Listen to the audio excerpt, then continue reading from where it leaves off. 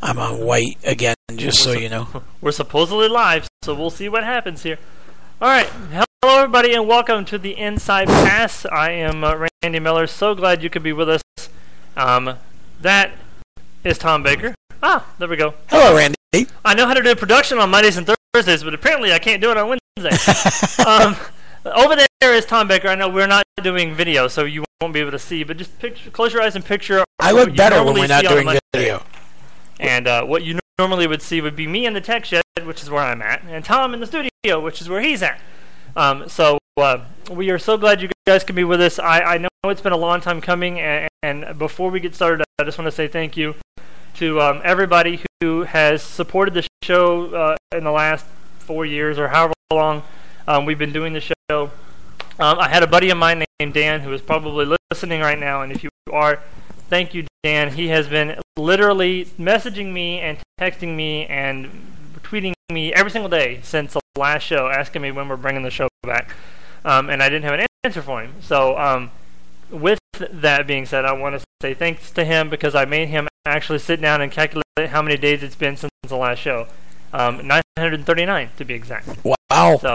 So thank him for sitting down and doing that. Don't know how long it took, but it didn't take very long, so he must be good at math.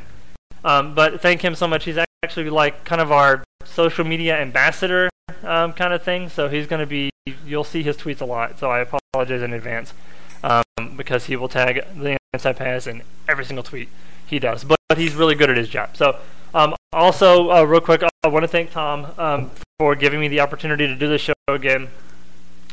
We are going to have fun. I promise there are actually really cool guests coming up, and actually one of them is next week, and I'll tell you who that is at the end of the show. But I do want to tell everybody that you can go to our website right now. It is InsidePassLive.com. You should be able to hopefully chat with one of us. I'm not on there right now, but I can be in a minute. But Tom's probably on there, and if he's not, he'll be on there in a minute. But I apologize in advance because we're only allowed to have like 5 people on there at once. So if you get kicked out, I'm sorry, but we'll try to work on that in the weeks to come. Hopefully there's more than 5 people listening right now. That'd be freaking awesome.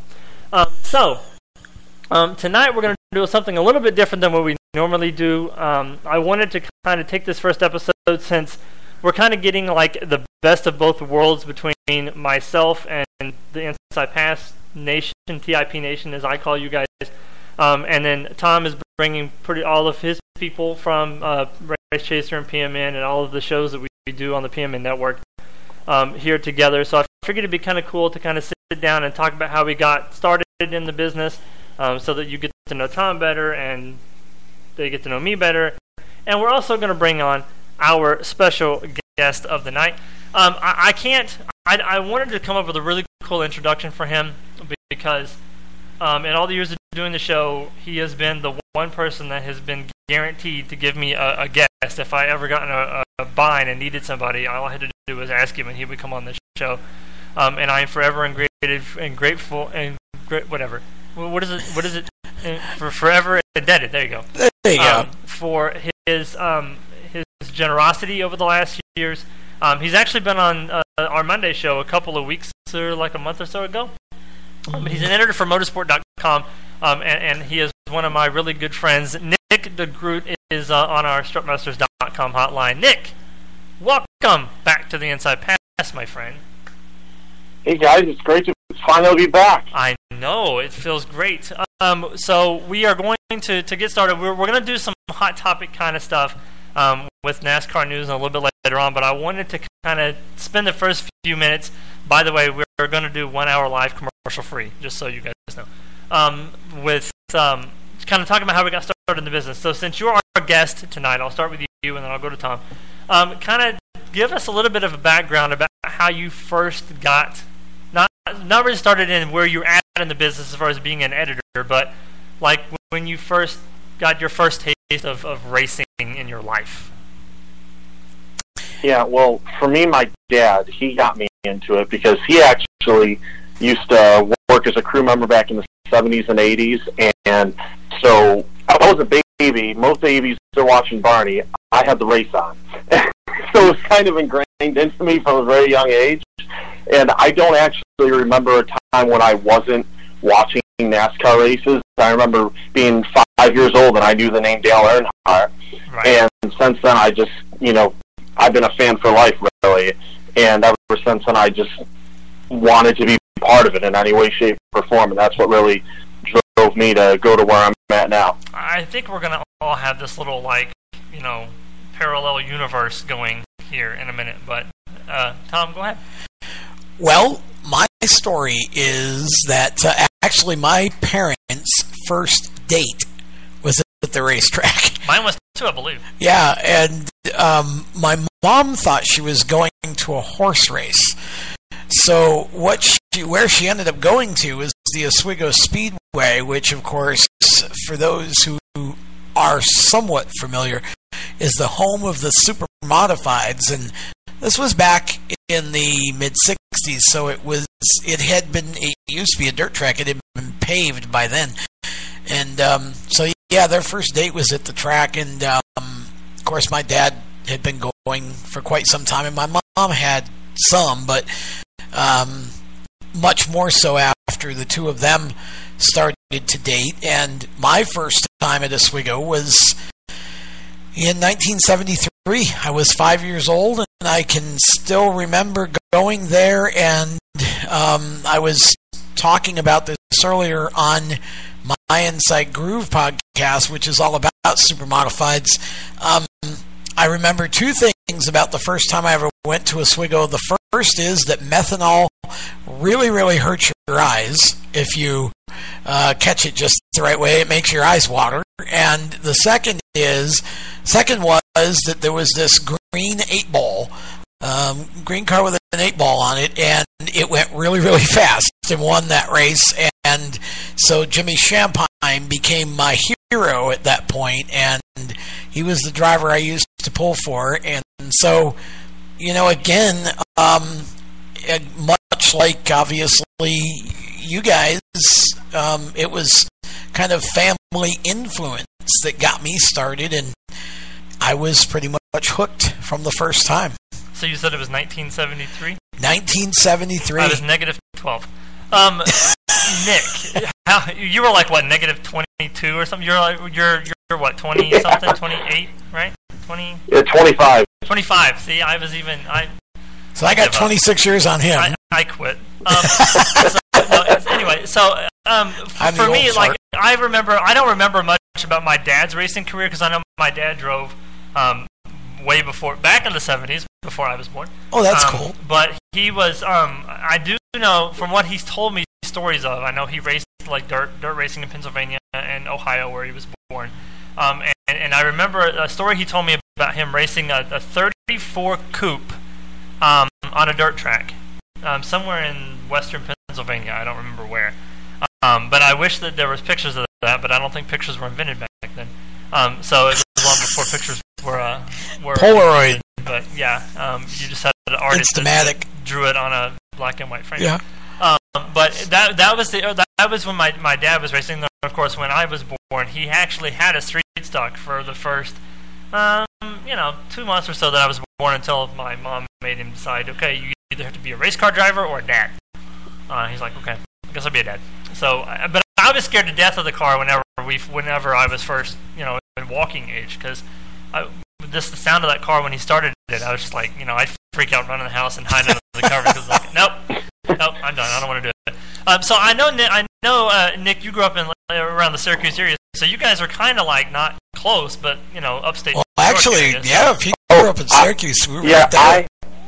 I have been to Oswego Speedway many times. I've seen the super modified, so my eyes lit up when he said that. Yeah, I forgot you were from up there, Nick. So you know all those tracks that I grew up going to, Oswego, and then all the dirt tracks, Weedsport and Rolling Wheels, and New York State Fairgrounds. So speaking of Oswego Speedway, we later on in the show we're going to do a segment that we've done many times in the past called Hometown Track, which I figured we'd start with Tom in the Oswego Speedway, since it's our show. So he's going to tell you all about Oswego Speedway in a little bit later on the show. But so transitioning into so that was the first taste of actually having race cars in your blood. Do you remember the very first race you ever went to, not as a child, obviously, but the moment that you said, okay, this is where I want to be a part of racing for the rest of my life? Actually, I do. I went to Watkins Glen many times growing up, but Pocono Raceway, my daddy packed up the motorhome. He brought us to Pocono when I was, 13, 14, 15, like in my young teens. Yesterday? And it was the first time, it was the first time, not that young. Oh, okay. It was the first time I had ever seen a race from that vantage point. Like, it was an oval, it was on top of a motorhome, it was right parked in turn 3, and I believe Jeff Gordon won the race. And seeing all that up close, everything going on in the garage, and just being there for the whole weekend, it was just like, I love this. And I'm sitting there standing against the fence. I'm like, I want to get on the other side of that fence. How do I get on the other side of that fence? You can always climb the fence like the guy at Richmond did last year, or a couple years ago. Yeah, well, I'd like to be able to do it more than once. Oh, you mean okay. You didn't want your first race to be your last one, right? Oh, okay. Carry on. Was that at Pocono? Yes, Pocono. Yeah, you said Pocono. I thought you did, because that was my first Cup race too. Yep. Experience was Pocono. What year was your first race? I have to think back. It was 2000. Oh, Jeff Gordon one, I remember. So Okay. it was like 2007, 2008, one of those years. Because I went there in '77. That was my first one. Yeah, my sister and my brother-in-law took me. Nick, you have to think 30 years behind you. Yeah. When you think about the first time that Tom attended. My first race actually was at TMS, because for those of you who don't know, I'm a Texas boy, so I'm not from North Carolina or New York. But I remember when they built the track, or actually I remember when they were in the planning stages of building that track.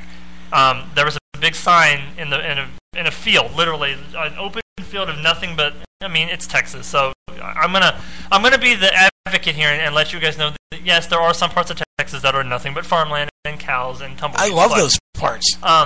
When they first decided that they were going to build the track, I believe I-35, which is the interstate that runs right next to the racetrack now, was a 2-lane highway, I believe. It may have been 4 lanes back then, but there's a big giant sign, the size of the Empire State Building that said Texas Motor Speedway, coming 1997.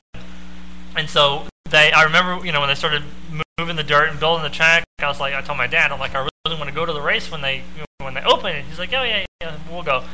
It was some 5, 6, 7 years later before I got to go, but the first time I went, I believe it was the race that Junior won his first Cup race at Texas. I believe. I don't remember offhand, but I remember being there when he won. But I think it was one of the first races that I went to. But just going, and Tom and I have talked about this before with the Indy cars, but just going into the speedway and hearing the cars going around the racetrack, that's a feeling that you cannot describe to anybody who's never been to a race. You just have to be like, you know what, you just have to go. And it's much more different with the Indy cars because they're much faster and the vibration is much, much deeper. But just being there and hearing those cars going around the track, I looked at my dad and said, I want to race. And he looked at me and said, you're stupid. Followed by, okay, if that's really what you want to do, we'll do it. Are you out your mind? Entire racing career. So I know that Tom used to race cars, and I did too. And I know, Nick, you're still a young buck, so you probably haven't had the experience of racing yet. But as a member of the media, I got to do iRacing.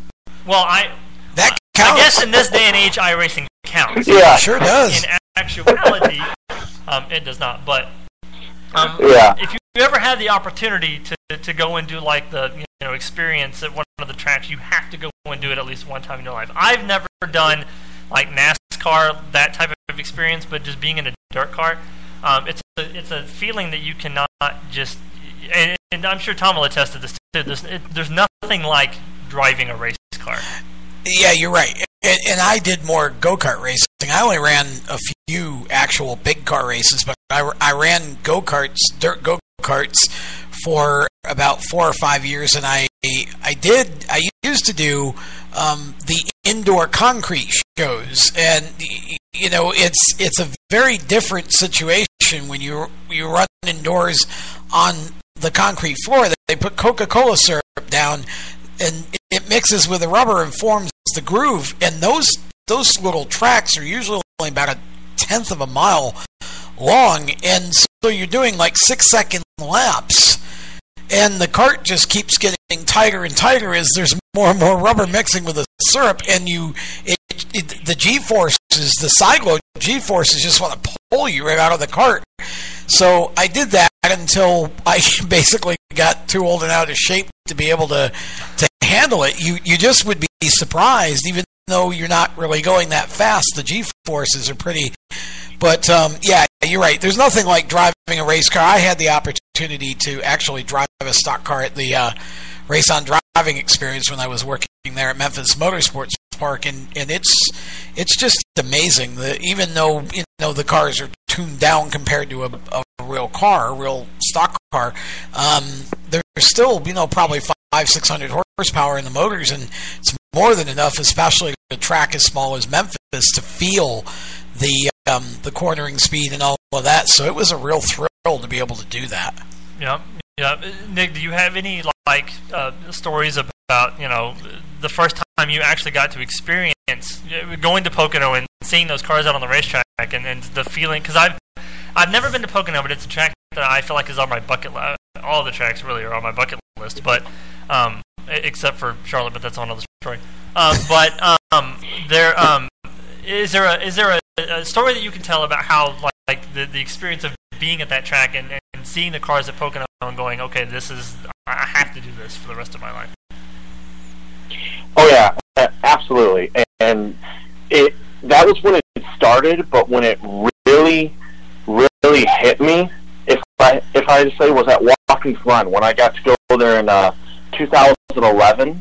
And this is when I was already dabbling with the idea of, hey, maybe I could get into the media side of it.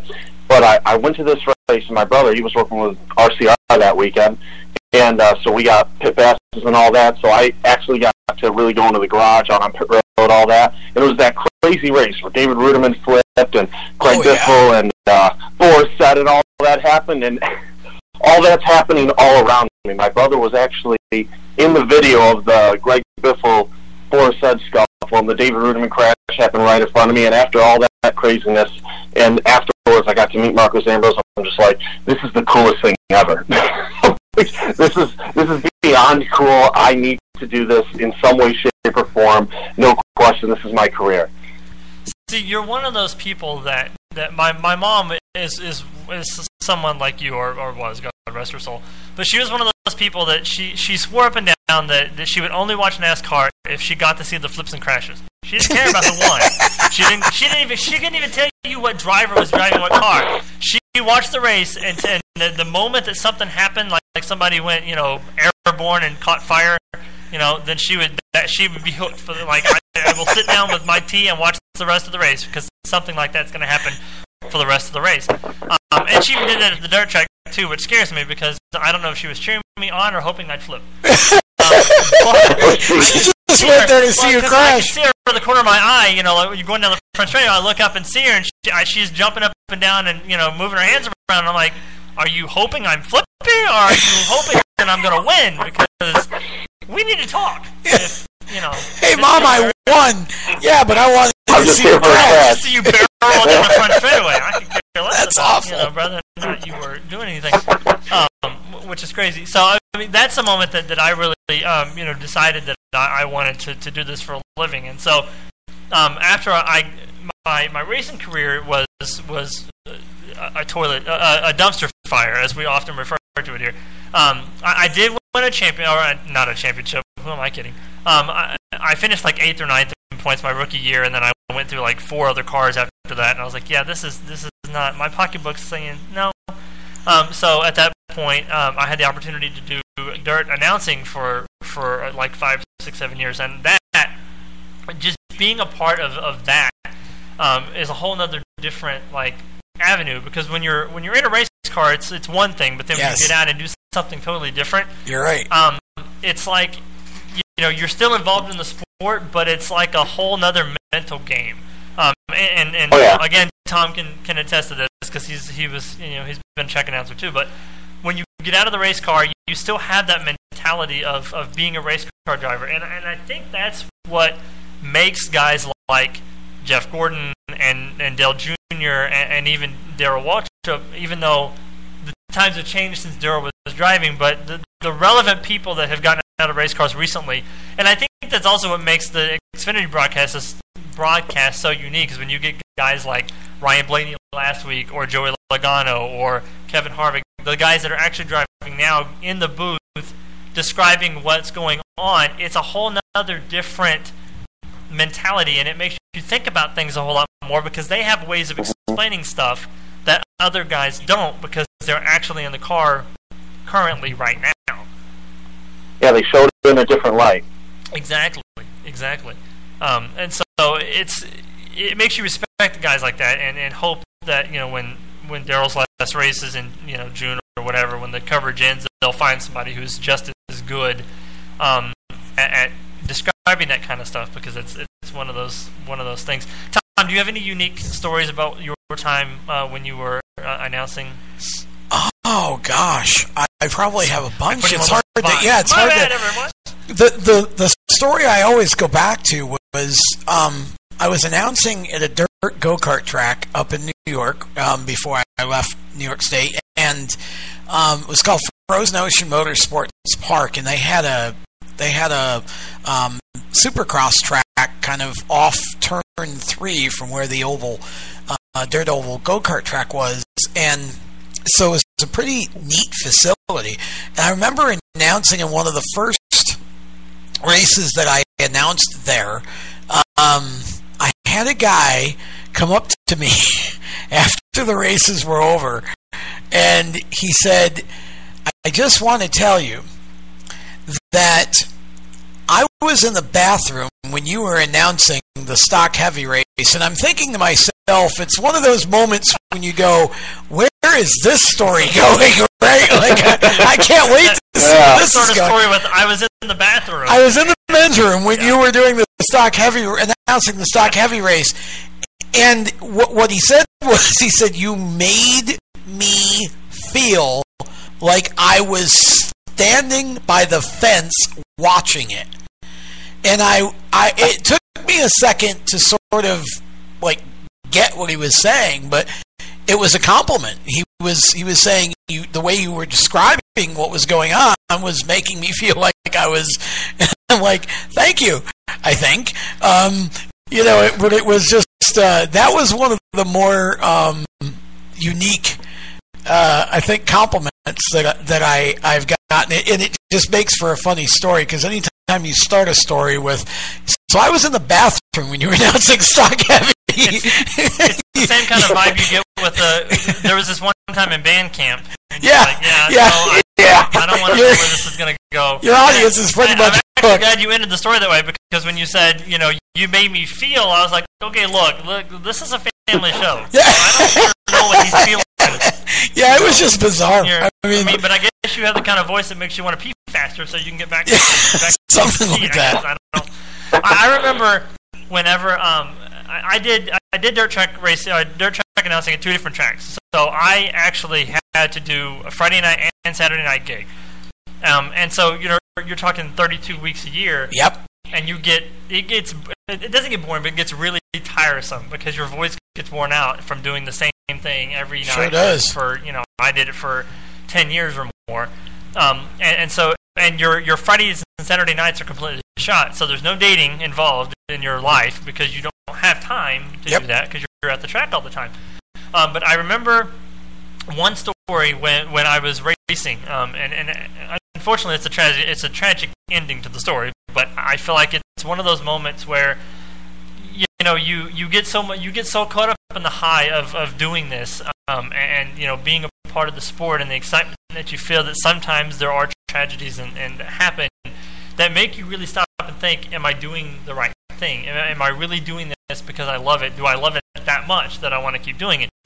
And I was actually racing, and I believe it was the feature before mine, I believe. No, I take that back. It was heat races. We were actually going out the hot lap. the modifieds, which are not the same modifieds that you guys have here. We have dirt modifieds, which are like UMP, IMC modifieds. Yep. They have them in some parts of North Carolina, but anyway. Yeah. So they were going up for their hot laps, and the way that the track was set up, when you go down the back straightaway, you're facing the west. So when the sun's going down, the sun is literally directly in your face for a good 30-45 minutes. And it just so happened that the modifieds were, because the way the modified guys and even the sprint car guys, because the sprints are direct drive, so they have to be pushed off. When they get on the racetrack, they speed around the back straightaway to come back to the front straightaway so that they can kind of get their tires warmed up or whatever. And I remember sitting in my car, sitting in the chute line waiting to go out, and I heard the cars running, all of a sudden everything just stopped. There was no sound on the track, no silence, no sounds from the announcers, nothing. And we sat there for like a good, probably 20-30 minutes without moving. And so it's the middle of summer in Texas, so it's like 110 degrees. So I got out and took my fire suit off because I was atrociously hot. And my dad was standing next to the car, and I'm like, Dad, what happened? He's like, I don't know. He's like, everything just stopped, and there was ambulances everywhere. And so we walked up to the fence, and there was everything going on. And I asked one of the track officials, I'm like, what happened? And they're like, well, one of the officials was out on the racetrack, and one of the modifieds came around and didn't see him because of the sun, and literally ran him smooth over. Wow. And he was a really good guy. I mean, he was nice to everybody, and he was actually the assistant flagman, I think, at the time. But he was out there trying to, I guess he was trying to get them to pack the mud in or something, because it was still kind of wet, and he didn't see him and ran over him. And unfortunately, he did pass away from his injuries, but it's one of those moments where you're like, do I really want to do this? Do I really want to drive cars, for the rest of my life? Is this, because you don't, when you're in a car, you don't think about that kind of stuff. Yeah. You don't think about, what might happen to you, because you're focused on winning or, finishing the race or what have you. So when something like that happens and you're there, it changes your whole mentality on things. And I think that's, I can attest a lot of that stuff to what happened with Dale Earnhardt. His death, unfortunately, changed our sport forever. Yeah, it did. I would agree with that. It definitely changed NASCAR forever. I think Mike Joyce said it best that night. NASCAR's compass lost its true north, and it's never really recovered. It's never had that sort of a perfect specimen again. Dale was, in a lot of ways, the Marlboro man in real life, and so it's always hard. I mean, I lost my hero Jimmy Shampine at Oswego in a crash in 1982, and I still can't tell the story of that night without crying. And it's how many years later, you become attached to your drivers, and it's the only sport, and that's why and Nick, you can probably speak to this too, because we all get asked all the time, well, why do you watch cars go around in a circle? Well, because we get to know somebody in one of those cars, and we want them to go in a faster circle than the other guys and gals are going, or whatever the case is. But it's really more, it's a lifestyle, and it's a family. It's the only sport that I know where when the races are over, you can cross the track. And I mean, obviously, at your big national series races anymore, it's harder to do this, but your short track, you can still cross the track, and you can have drinks or just chit chat, get autographs, whatever, with the local guys, and they become your friends. And so it's when we lose a driver, it hurts, because we've lost not just somebody that we watched on TV, but we've lost a friend, and so it's definitely difficult, and I can appreciate it, Randy, being you being in that moment and thinking, oh gosh, I mean, because that could have been you in that situation, Exactly. going into that corner. Yeah, it's one of those things where and, I mean, it happens all the time, especially when you're at like a dirt track where you have multiple classes and an accident happens where somebody gets hurt or somebody has to be taken to the hospital. You do stop and think about it for a second. Yep. You're like, wow, that could have been me. But then once you hit the racetrack, it's you block it out of your mind and you have to stop and it's like, okay, I can't worry about that anymore. I have to concentrate on the race. But Nick, have you ever experienced or been at a track where something bad has happened to a driver or somebody in the stands or anything like that? Mm. Oh yeah, unfortunately, the one that sticks out mightily to me was at Pocono. Let me preface this by saying that earlier that year, so I went to the Indy 500, and among the many interviews I did during the month of May was Justin Wilson. Got to meet him, and he was just, anyone who's met him can tell he's like one of the nicest guys there. He was as nice as could be, and it's a great interview. And later that year at Pocono, of course, we all know what happens, and that was the first time I was ever present at a track where a tragedy like that took place, and that was pretty surreal, especially when I was standing outside the Infield Care Center waiting for news on how Justin was. They come towing his car back and tow it right past us, and then you hear the helicopter firing up. It was just a very surreal, very somber occasion, and that one really sticks with me. The realization. Right. You reminded me, actually, I remember being at TMS and actually sitting in the 6th row at the exact spot where Tony Roper had his accident. Oh, wow. And I was looking directly into his windshield when he had that crash. And I actually remember telling my dad, I will never go to another race again, because I could not fathom the thought of being there and actually watching, because anybody who's been to a race knows, especially when you get, like at a dirt track, I know you get 24 cars on the racetrack, it's hard for you to keep up with everybody at the same time. But even at a NASCAR track, you pick your favorite couple drivers, and then you don't really pay attention to everybody else. But for some reason, I happened to be watching his truck when when he overcorrected it and hit the wall. And later hearing that he had passed away, I was just like I don't know if I could ever be a part of a NASCAR race ever again. So let's get off the somber stuff and talk about Nick. I want to know how you actually got involved into the editing portion of being in the motorsports business. How do you go from being a fan at Pocono to now writing about racing on a daily basis? Yeah, to be fair, it was a very strange path. The way that I would describe it was throwing darts at a dartboard blind and getting lucky. It was not the normal path that one would take. A blind nut finds a squirrel every once in a while.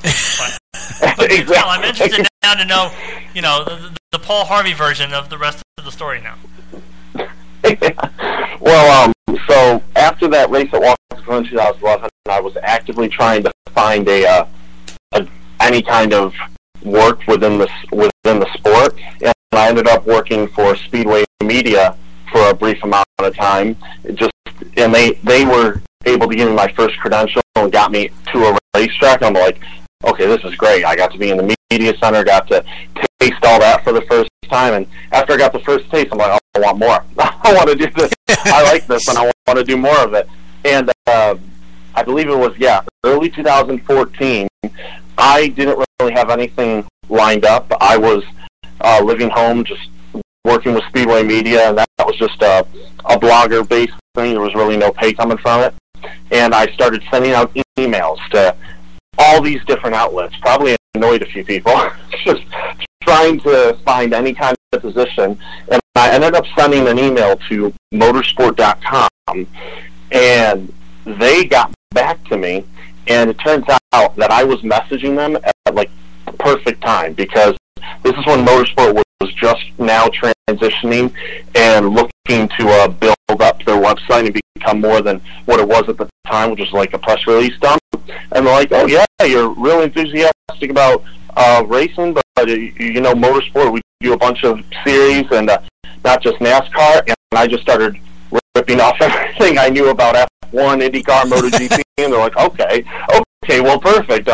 They flew me down, gave me an interview. They said, so how about your college education, all this? And I'm like, yeah, don't really have that, but they heard me speaking about my love for racing, what I knew about it, and I was quite knowledgeable, they said, and they decided to give me a shot, and it snowballed from there, and I was able to work my way up, and I've been with them for 5 years.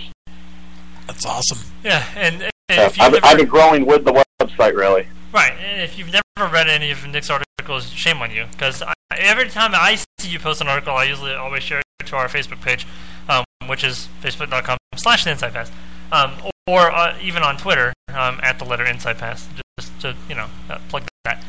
But you always write interesting articles, and it's funny because, there's hundreds and hundreds of people out there that write newspaper articles or write stories for newspapers or magazines or what have you, and for whatever reason, there's only a certain number of people that I can actually sit and read their articles. And the one thing that you do right that not a lot of people do is you seem to have a knack for hooking people in the first sentence of a story, which for me, that's how I read your article, is because if I read the first sentence and I'm bored, then I'm just going to skip it. I mean, I'm sorry, that's just the way I am. I think a lot of us are like that. Do what? I think a lot of us are like that. Yeah, I try to write articles, and I just, it's about like my racing career. Imagine flipping down the front straightaway. It's a different craft. It's a totally writing and doing radio, doing any, verbal and written communication. It's two entirely different skill sets. Yep. Mm-hmm. Yeah. So you really did you take journalism in school, like in high school? I did actually. Yep. See, that's where that comes from. Because I was forced to take journalism because I needed an elective.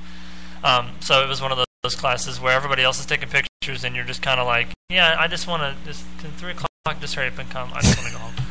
But I took radio, television, and film. So that's where the opposite comes in, is because that's where I was like, yes, I really want to do this for a living. So being on the media side of things, obviously we've all interviewed really cool people over the course of our careers. So what is the coolest interview that you have ever had the privilege of being able to do?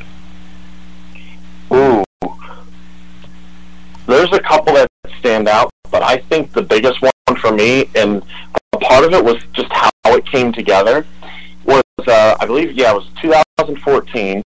It was the 20-year anniversary of Ayrton Senna's tragic passing in Formula One, and I'm trying to remember exactly how it went. Yeah.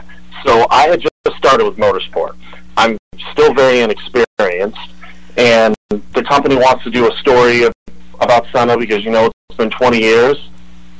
And something Ayrton Senna said in one of his famous interviews was that one of his favorite people to race against, and this surprised people, was a guy from back in his karting days.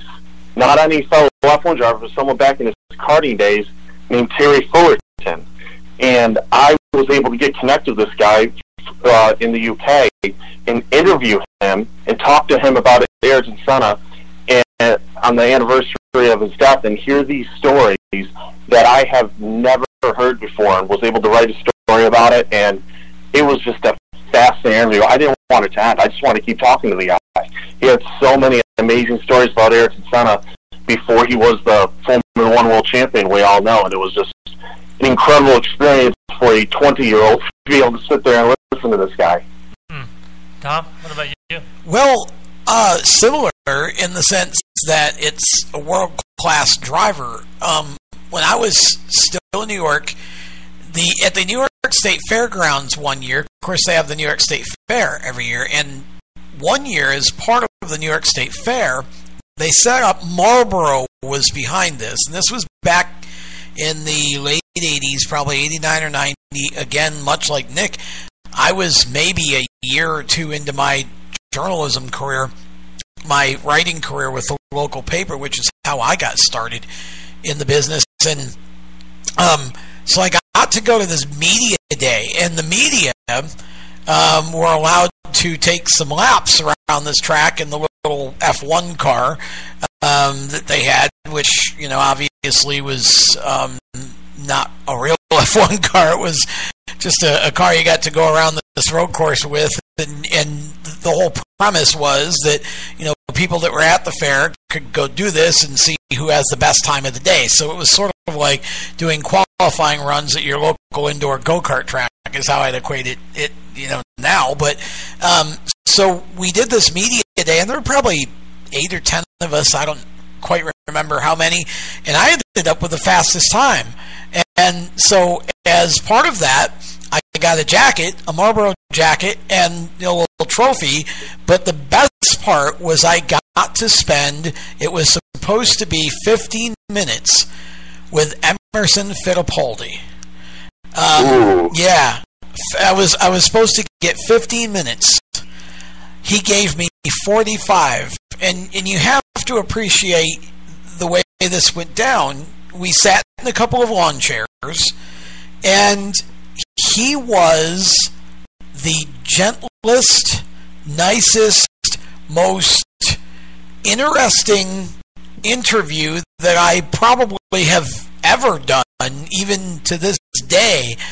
He was so patient with me, answering my questions and giving me way more detail than, you know, it was almost, you know, he was such a gentleman, and he was so humble. What struck me about him was, here he is, this world famous racer who, you know, had just come off an Indy 500 win, and I get to go interview him, and he's talking to this, you know, newbie from Oswego, New York, as if I were the most important person in the world at that moment. And that's really how it went. It was a great interview. I was able to multi-purpose it both for the Pal Times, which I was writing for, and then, you know, on the radio as well. And so it was a great opportunity. And, you know, I just had the chance. We just interviewed his son Enzo here in the studio on one of our shows, and you know, Enzo's 17 now, and exactly like his, I should have said grandson, exactly like his granddad. He is a spitting image of Emerson, the same kind of humble personality, so enjoyable to talk to, and so mature for his age. He and Pietro both, you know, they've both got really strong careers ahead of them. So yeah, that's the one that stands out the most for me. And you know, I pray that someday I'll get to cross paths and sit down and talk to him again, because he is just a super, super nice gentleman, and one of the best ever in the sport, I think. Yeah, for me, being able to do this show, you know, even though we started in 2012, and when you're first starting out, you know, as basically like an underground podcast, it's hard to get people to respect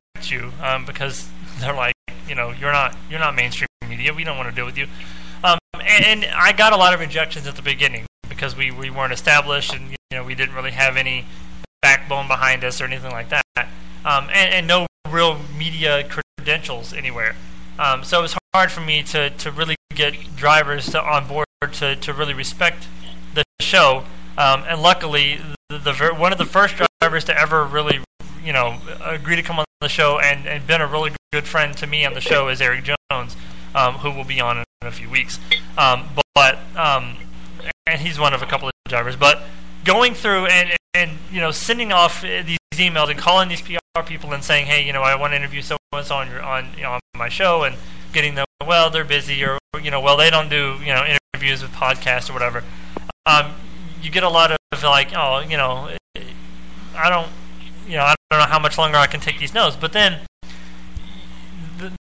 my favorite interview is with Jeff Burton, because no one really, unless you sit down and actually sit and talk to him and interview him, which he was still driving then, but the man is just full of knowledge and full of like smart, common sense stuff when it comes to NASCAR and rules and things that NASCAR could do better to make the sport better. And he's just an all-around knowledgeable guy, and super, super nice.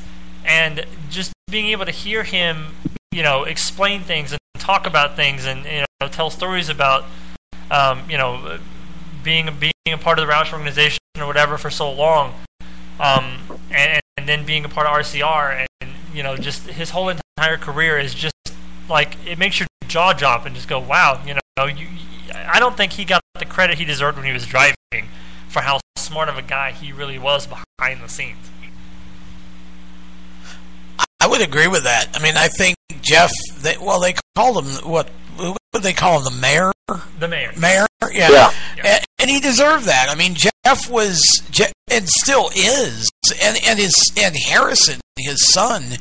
I don't know, Nick, if you've had a chance to interview Harrison. We've had him on the show several times, and we met him when he was first coming into late models out of quarter midgets, and he was so shy, would hardly talk, and about a year later, he sounded just like Jeff, and he came in, I think it was, well, yeah, exactly. I think he came in 2 years ago to one of our shows. I think it was 2 years back, and pretty much just took over. I mean, I forget who he had with him. There were two drivers. It was him and somebody else, and Harrison just owned like the first hour of the show. But that comes from being around Jeff quite a lot. You talk about Ward. It's funny because somewhere on YouTube there's Ward Burton trying to do a commercial for Caterpillar, and he was trying to say skid steer loader. And oh my goodness, you gotta go look that up on YouTube. It is truly one of the most falling down funny things you'll ever listen to. He just got so frustrated because he couldn't get it out, and it's funny. But yeah, Jeff definitely has a lot of knowledge. Him and Junior together in the booth, I think, are great. Make sure that the kids are not watching that video, because there are some things you probably can't make them out because it's Ward Burton. But there are some things toward the end of the video you probably shouldn't let a kid hear. Yeah. But that is 10 minutes of golden opportunity right there. Like, we sat and watched it in the studio one night because we were talking about, Hall of Fame, like future Hall of Fame inductees. And we were going around the table, and I think we ran out of time before I could say, but I was going to say, I want to be front row the day Ward Burton goes in the Hall of Fame, because it's going to be like a 6-hour type of thing, because the speech is going to take forever, and then they're going to have to decode what he was saying in the process. But then we got to talking about that video when we pulled it up and watched it. It is absolutely the best YouTube video, I think, on the internet right now. It's funny. So is there any interviews that you've done, Nick, where you just were like, let's let this be over, I don't want to talk to you anymore ever again? I don't want to throw anybody under the bus. Oh, please do. No. But you don't have to. I think we've all had interviews like that every now and again. We do. I'm going to throw mine under the bus, but that's fine. He will never be on the show again, so it's fine. But, I mean, without naming names, is there, like, can you tell the story without naming the person that you're talking about? Yeah, so this was, it was a NASCAR chase event. After the regular season, they brought in the 16 chasers, and I was there with 120 Sports, actually, and we're going through, and they bring in each of the 16. I'm getting a quick minute with each one, and most of them are great. One of the drivers comes through though, and you could just tell he was not there. He did not want to be there. He was not even responding to the questions in a way that would be like, okay, he didn't hear anything I said. Kyle Busch. And for a moment, you're like, wait, am I actually here? Like, can he see me? Hello? Yeah, that was probably the. Am I in parentheses? Yeah. That's funny. Tom, do you have a? Yeah, and I don't mind throwing. Well, and I'll give you the scenario. We were when I was doing my show in Memphis when I was living there on their sports talk station. It was AM 560 is what it was. We were doing a show on there, and the first guest out of the box was Jack Sprague. Jack's a nice guy. He's a really nice guy, but he is so monotone. He is so hard to listen to because it's just like this for the whole 20 minutes, and I'm kind of just like, can it be over? Well, then the next guest, we go to break and we come back, and our next guest is Kenny Schrader, and it's just like, yes, now night and day. Yeah, it's like now we start the show, because Schrader gave us like an hour of just, funny stories and anecdotes about this driver and that driver, and we had Bobby Waltrip in the studio for that show, the middle brother of Michael and Daryl, who Bobby never really left karting. He kind of stayed in karting, was an announcer, and did a lot of things in the kart world, and really made a name for himself there. And Kenny and Bobby were big friends, and so we were able to, we had some fun, but oh my gosh, Jack there are some drivers who are just like that. They don't mean to be, but they're just not very dynamic, and those, for a media guy, especially if you're doing radio, because there's no visual to look at to kind of offset the fact that the conversation's going down the tubes. All you've got is what you're hearing. So if you're hearing something that's really boring because he's kind of just monotone, it's just awful. And we've all had that, and it's just hard. You do the best you can and get through it and be done with it. Yeah, I actually have two, but one of them I don't remember the whole scenario, so I can't really tell the whole story. But I remember trying to interview John West Townley one time. And it was right after a truck race, and I remember he had like a horrible race, which is that could have been most of them. Right, I was going to say it happened quite often, but I don't remember the exact race it was, but I remember he was going to be on the show that Tuesday, and I had called him, or I had him call in, and I said something to him, and I don't remember what it was, but I was trying to make a joke, and he literally hung up on me. Uh-oh. And I was like, okay. So I was like, well, we'll go to break or whatever. Maybe he'll call back. Well, he called back like 5 minutes later, and I was like, I'm sorry. I was just trying to kid around with you. And he's like, oh, okay. So the whole interview, he was just like monotone the whole time, and I'm just like, so after like 5 minutes, I'm like, oh, let's just let it go. So the other one was actually a genuine interview. Like I love him to death, but he talks so much, and Tom knows exactly what I'm about to say. Humpy Wheeler. Humpy I love Humpy. Humpy is love awesome, Humpy. but he never shuts up. He's like the Energizer Bunny. If you get him talking about something, you can just turn let the microphone go to the bathroom, go for a car ride, probably go to the beach for a couple days and come back, and he's probably still going to be talking. But he's so detailed in his stories and the way he talks, but it's just like, oh my God, like I was afraid to ask him what the weather was like outside, because I was afraid that he was really going to like give me the weather forecast for the next 365 days. But it was a great interview, and I love him to death, and I know now he's not in the condition to be a really good interview, but he was one of my favorite interviews. All right, so let's transition a little bit and talk about some of the NASCAR news, because I'm interested. We always have Nick on when we have stuff to talk about, but one of the things I wanted to talk about was the comments that Kyle Busch made after the race on Sunday at Dover. I actually haven't had an opportunity to read through the entire story, but I know he said something to the effect, and I can't say exactly what he said, but basically the package sucks, and he hates the package. And my first question is, why? Why would you hate a package if you've won half the races, or between you and the organization have won half the races this year?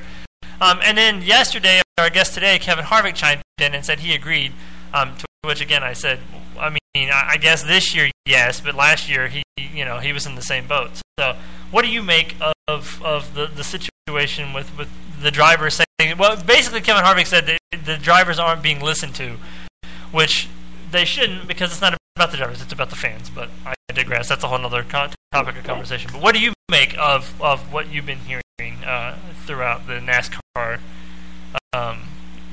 Whatever, the last couple of days. Yeah, talking specifically about what Kyle said, there was a lot of the conversation after that was, well, don't bite the hand that feeds you. You shouldn't say that. Is NASCAR going to fine them? And all I'll say about that aspect of it is, let the drivers speak their minds, even if you don't like what they're saying. Right. He wasn't taking shots at NASCAR himself. So he was just kind of digging at the package. He had a bad day. Kevin Harvick, he's yet to win this year, so I understand his frustration. But I will say I do believe there are some legitimate criticisms with this package, and I don't think Kyle Busch really put that into words the right sort of way someday. There are legitimate criticisms. I don't think he really articulated that. He's not very good. But as for just speaking their minds like that, I think that's just the frustration bleeding through.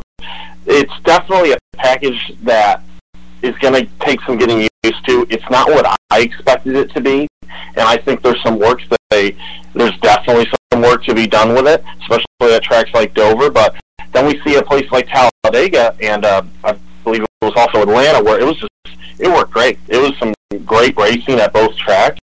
So there's places it's working, other places it's not. They're going to keep working on it. It's going to get better. So I have faith and optimism in that. And as for driver concerns, let them voice their minds. We need more quotable drivers. And maybe that's the media guy and me talking, but I don't mind it. Well, see, and I agree with that. Let the drivers talk. If they want to make a fool of themselves, let them do it. That's part of it. I mean, right? I mean, it's just, Yeah. That's, to me, as long as you're not, dropping F-bombs, which Kyle did, unfortunately, but it wasn't live, I don't think, so it didn't matter. But, I mean, I think there's a way to do it. As far as the package goes, I don't know. I mean, green flag passes for the lead are up 46% this year over last year. Ratings are up, across the board for television. The first at least 4, maybe 5 weeks of the year, the Cup race was the number one watched sports event of the weekend. The ratings aren't what they used to be, but they won't be because so many of us now have pulled away from cable. We're getting it through stream or YouTube TV or whatever have you. So I mean, I don't know if I totally agree. I don't think that we're ever going to come up with a package that's going to work perfect at every racetrack.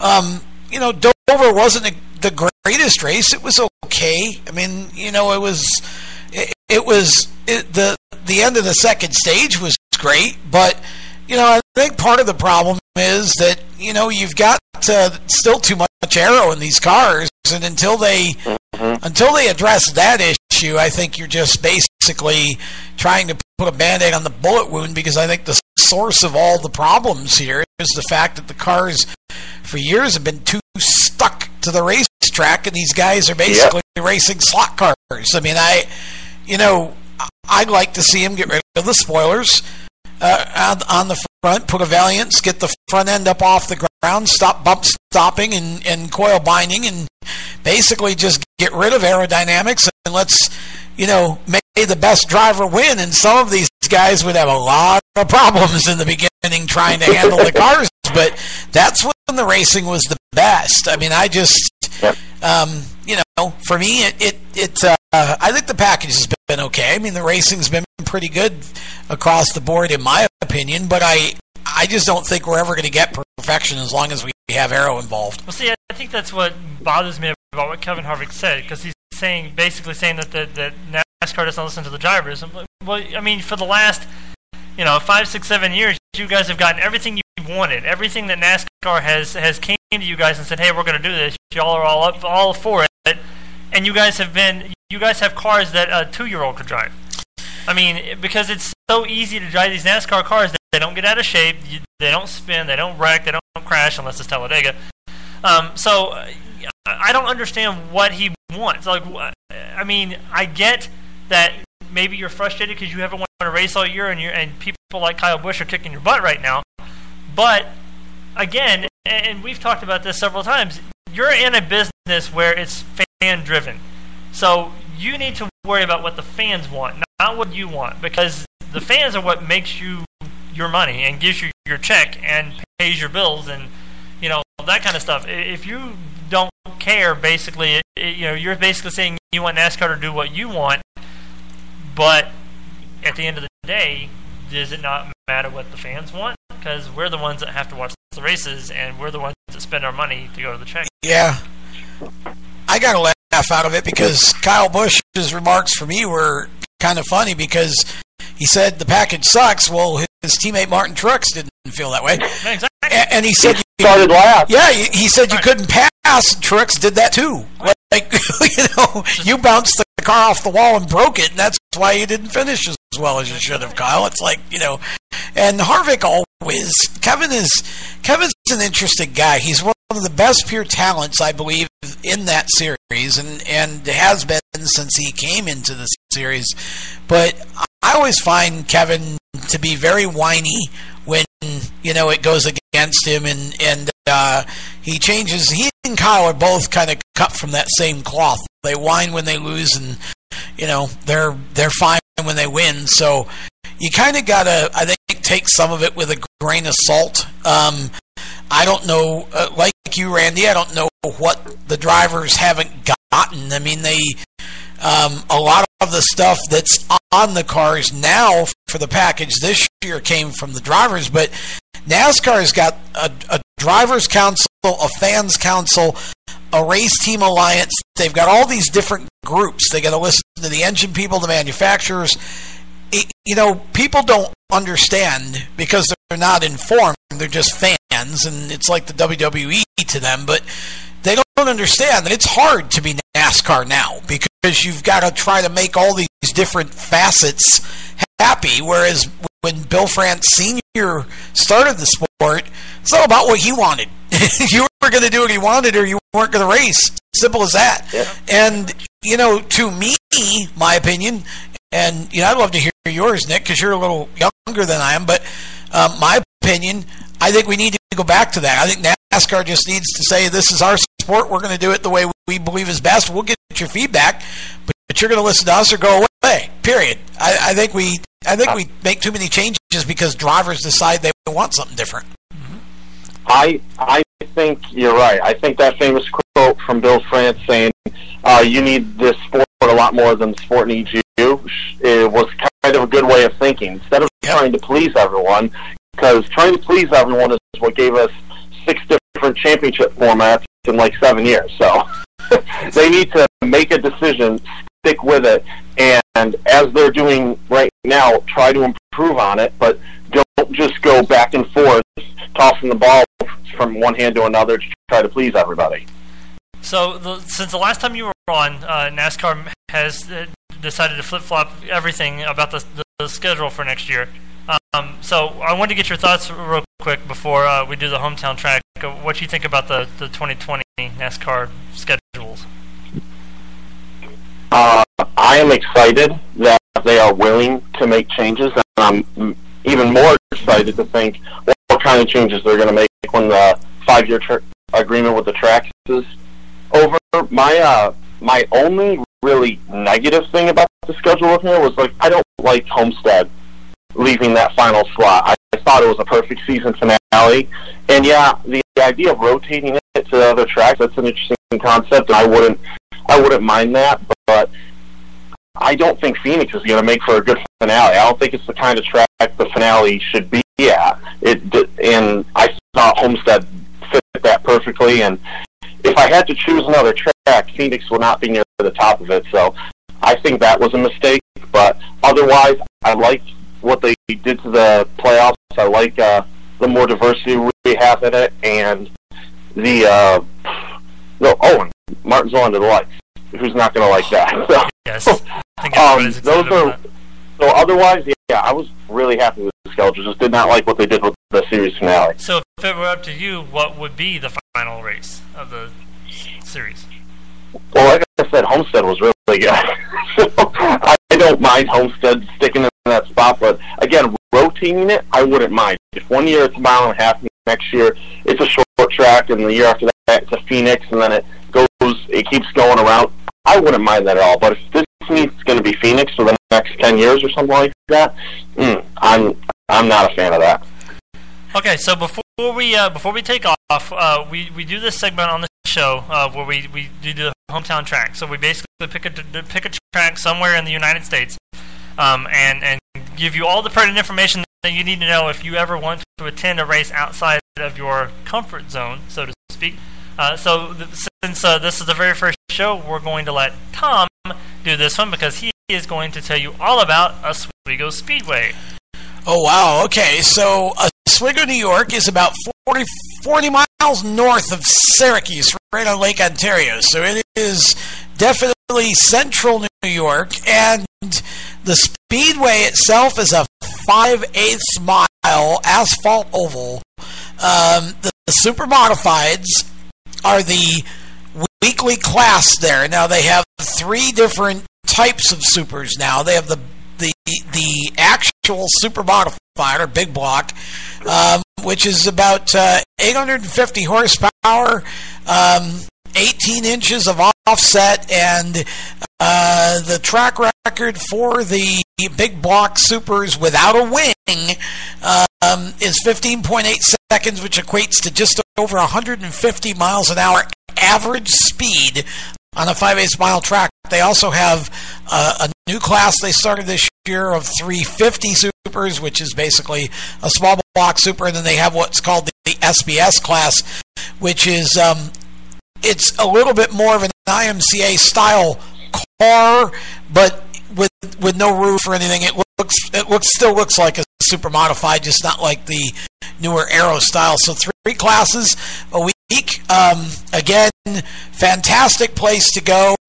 I mean, historic as you can get. Drivers from throughout the 60s and 70s passed through Oswego on their way to Indianapolis before, IndyCar became so road course centric. Seats about 15,000. Hoffman hot dogs are the specialty in the concession, and everybody wants to talk about a Martinsville hot dog. Martinsville hot dogs are nothing but a Southern red hot dog. A Hoffman hot dog is truly the top track dog in the country. It's the only hot dog that actually fills the hot dog bun, and it has a very unique taste to it. That's the specialty in the concession there, along with now Skip's Fish Fry. They actually serve fried haddock there and Italian sausage, and it's all really good. So it's a great time. They run about 10 shows a year. I mean, just the speed of the cars is amazing. Anybody who I know who's ever gone there for the first time, even if they weren't familiar with the super